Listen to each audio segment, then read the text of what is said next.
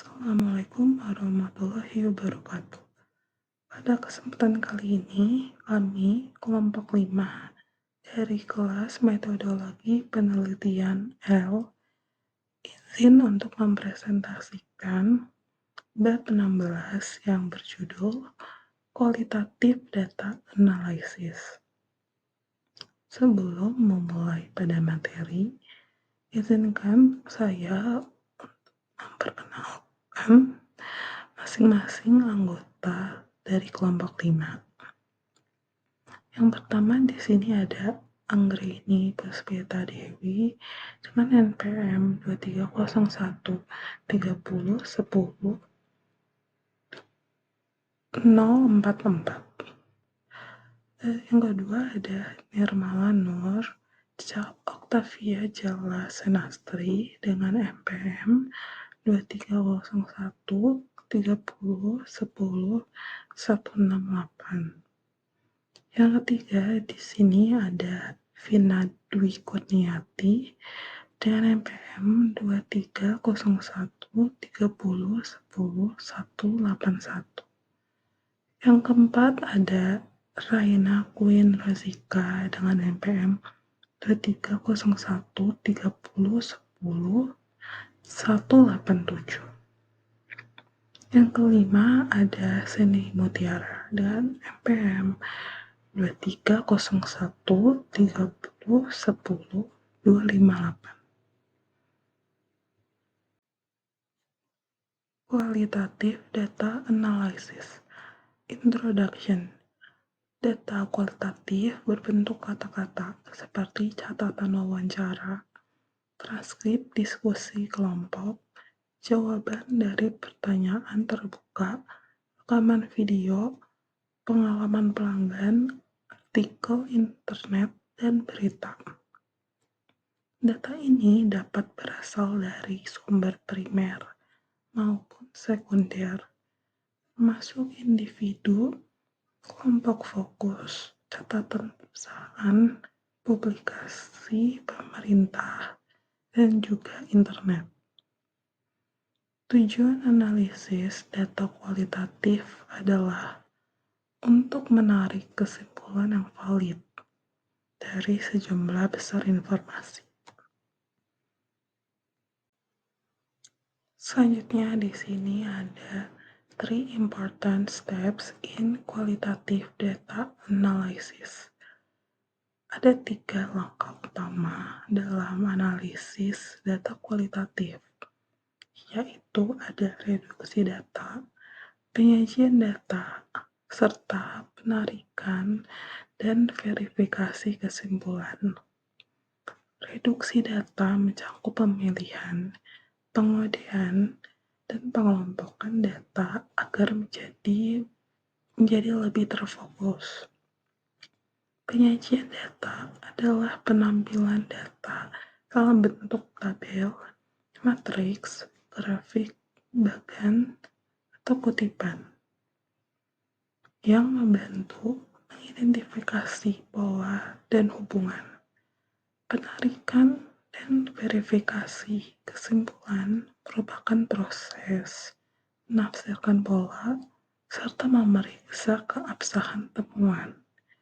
Langkah-langkah ini bersifat iteratif, artinya kesimpulan sementara dapat memengaruhi cara data yang tersisa diproses. Di sini tuh ada data reduction atau pengurangan data. Pengumpulan data kualitatif menghasilkan data dalam jumlah besar. Oleh karena itu, langkah pertama dalam analisis adalah redaksi data melalui pengkodean atau kategorisasi. Nah, pengkodean sendiri adalah proses analitik di mana data kualitatif yang telah dikumpulkan, diredaksi, disusun ulang, dan diintegrasikan untuk membentuk teori. Tujuan pengkodean adalah untuk membantu menarik kesimpulan yang bermakna tentang data tersebut. Kalau kode adalah label yang diberikan pada unit teks yang kemudian dikelompokkan, dirubah menjadi kategori. Pengkodean seringkali merupakan proses iteratif yang mungkin harus kembali ke data berulang kali untuk meningkatkan pemahaman.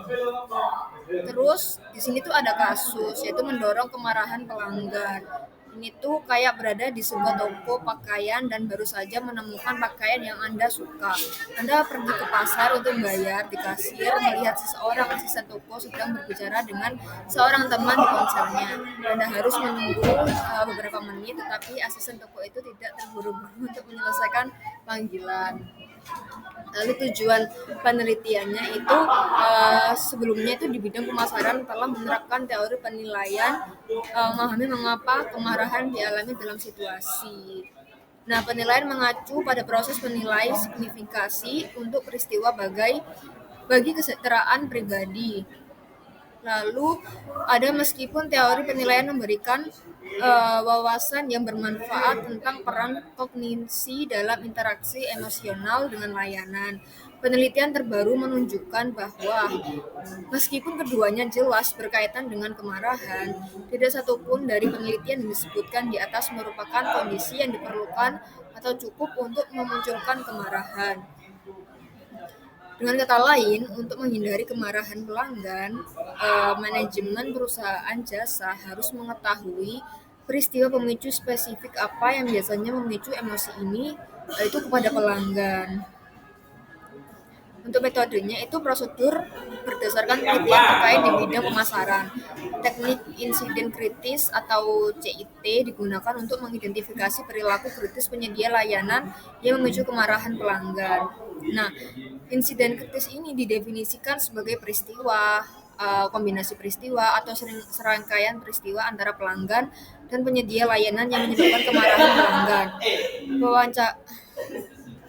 Lalu di sini tuh ada insiden kritis ini mengandung dua tema, yaitu yang pertama adalah pelayan tidak memberikan layanan pada waktu yang dijanjikan, yaitu pelayan mengangguk dan saya berharap mendapatkan tagihannya. Setelah 3 batang tagihan masih belum datang. Lalu yang kedua itu pelayan tidak terlalu memperhatikan pelanggan. Itu dia tidak terlambat karena dia sangat sibuk, alih-alih membawa tagihan, dia terlibat dalam percakapan yang menarik dengan bartender. Oleh karena itu, insiden kritis yang disebutkan di atas dikodekan sebagai janji pengiriman atau yang dilanggar dan perhatian pribadi atau yang tidak diberikan. Selanjutnya masih tentang data reduction. Di sini kategorisasi adalah proses pengorganisasian, penataan, dan pengklasifikasian unit-unit pengkodean. Kode dari kategori dapat dikembangkan secara induktif maupun secara deduktif. Jadi dalam situasi di mana tidak ada teori yang tersedia, kita harus menghasilkan kode dan kategori secara induktif dari data. Dalam bentuk ekstrimnya ini adalah disebut juga dengan teori dasar. Namun dalam banyak situasi kita akan memiliki teori awal yang dapat dijadikan sebagai dasar kode dan kategori kita. Dalam situasi ini kita dapat menyusun daftar awal kode dan kategori dari teori tersebut. Dan jika perlu mengubah atau menyempurnakannya selama proses penelitian seiring munculnya kode dan kategori baru secara induktif. Ini menurut Miles and Habermas tahun 1994. Manfaat dari adopsi kode dan kategori yang ada adalah kita dapat mengembangkan dan atau memperluas pengetahuan yang sudah ada. Nah, jadi kategorisasi ini merupakan analisis data kualitatif yang digunakan untuk memeriksa data. Ini merupakan menurut Kasarjian tahun 1997. Sebagai langkah pertama, 2 juri mengkodekan insiden kritis ke dalam perilaku kritis. Selanjutnya, subkategori dikembangkan berdasarkan perilaku kritis tersebut.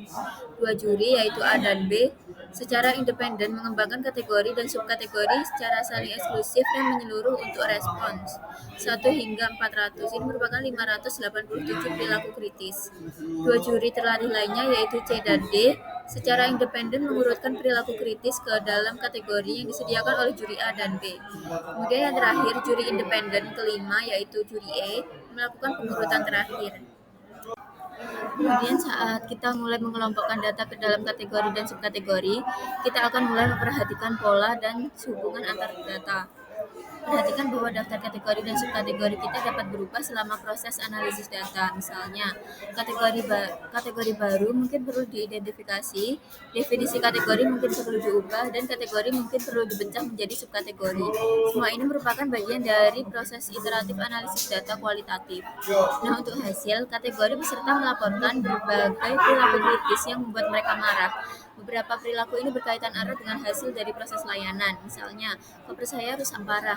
Perilaku lainnya terkait dengan pemberian layanan. Misalnya ini selama 3 hari berturut-turut saya mencoba untuk membuat janji temu dengan Pak A melalui telepon, salurannya selalu sibuk, ataupun hubungan intrapersonal lainnya, misalnya dia tidak menggerakkan jari sedikit pun.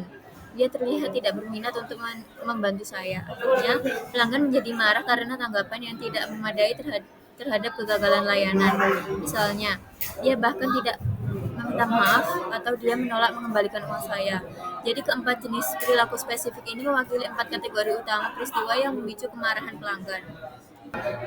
Kemudian dari 2 kategori ini selanjutnya dipisahkan menjadi masing-masing 3 kategori yang mewakili penyampaian layanan atau kegagalan prosedural, dan 2 kategori yang mewakili hubungan intrapersonal atau kegagalan interaksional. Alasan utama untuk ini adalah bahwa kategori kegagalan prosedural dan kegagalan interaksional akan terlalu heterogen sehubungan dengan komposisi mereka, dan yang lebih penting sehubungan dengan cara menghindari atau menangani kegagalan ini. Misalnya, menghindari kemarahan dalam menanggapi ketidakandalan, dan mungkin bahkan berlawanan daripada menghindari kemarahan dan menanggapi kebijakan perusahaan. Meskipun kedua kegagalan ini bersifat prosedural, yaitu terkait dengan penyimpanan layanan.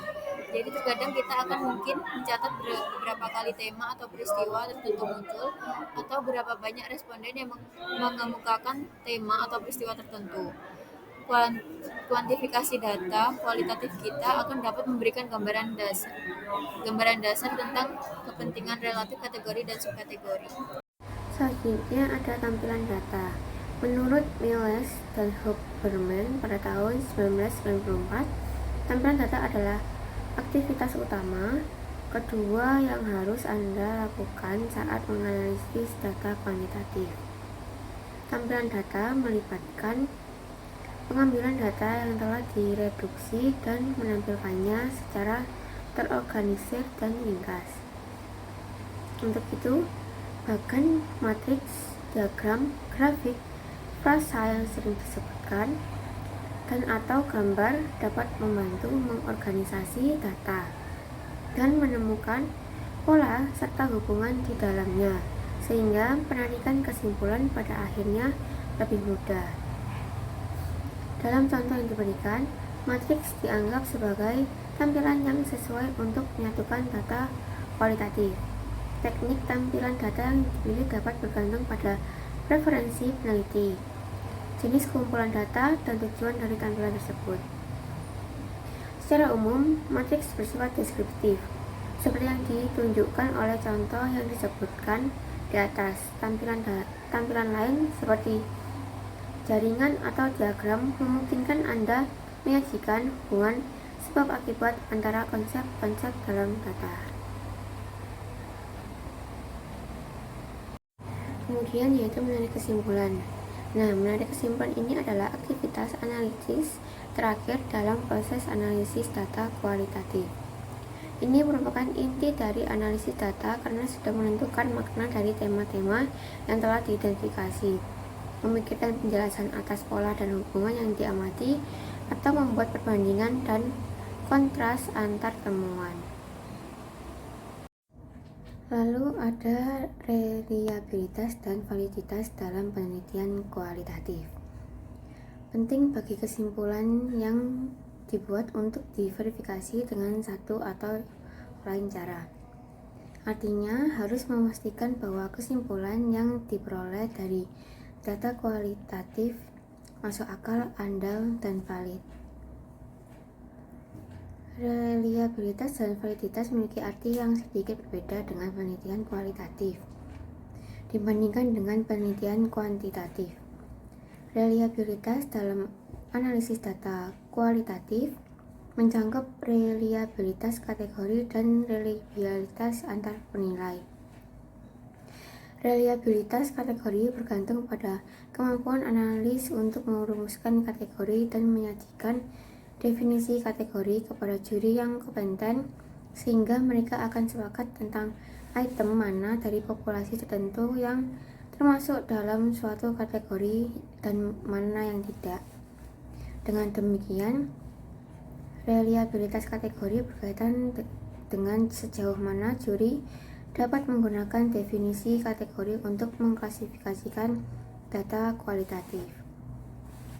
Kategori yang terdefinisi dengan baik akan menghasilkan reliabilitas kategori yang lebih tinggi dan pada akhirnya reliabilitas interchange yang lebih tinggi, seperti yang dibahas selanjutnya.